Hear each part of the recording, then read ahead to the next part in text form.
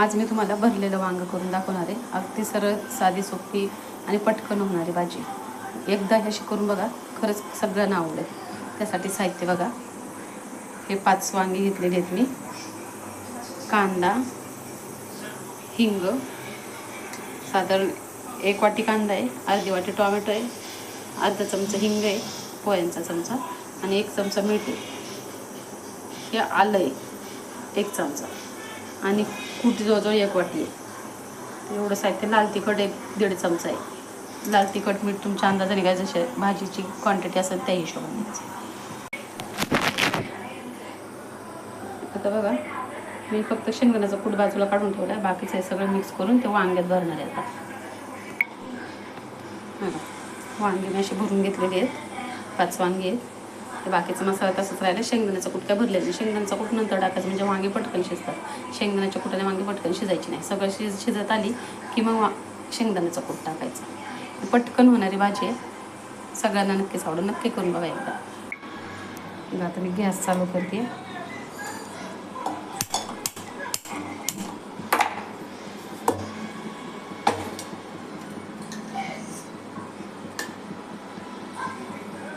तेल टाकायचं.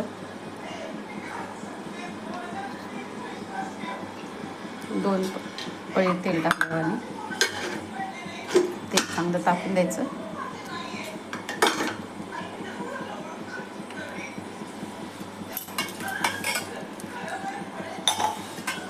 तेल टाकलं की त्याच्यात ही वांगे टाकून परतून द्यायची.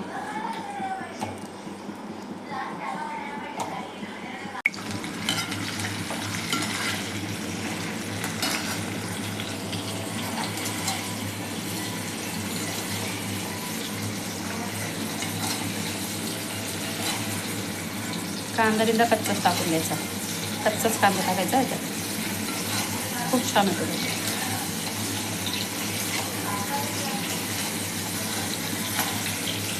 नंतर हा जो मसाला आहे तो टाकायचा. कांदा बिंदा राहिलेला.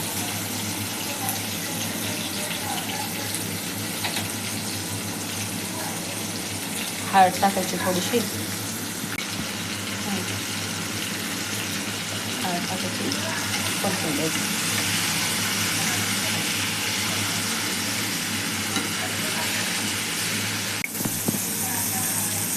परतून झालं की पाणी टाकायचं.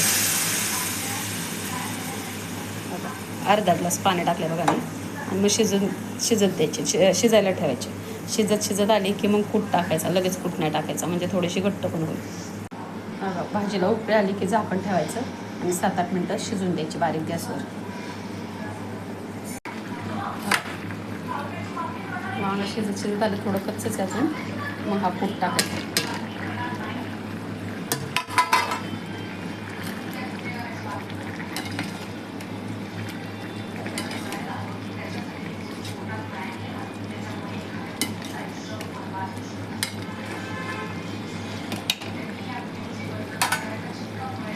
कूट टाकून परत बारीक गॅसवर 7-8 मिनटं शिजवायचं. वांगे शिजेपर्यंत ठेवायचं. बारीक गॅसवर ठेवायचं.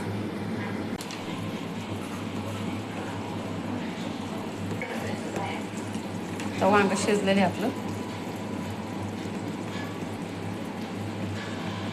आता गॅस बंद करायचं.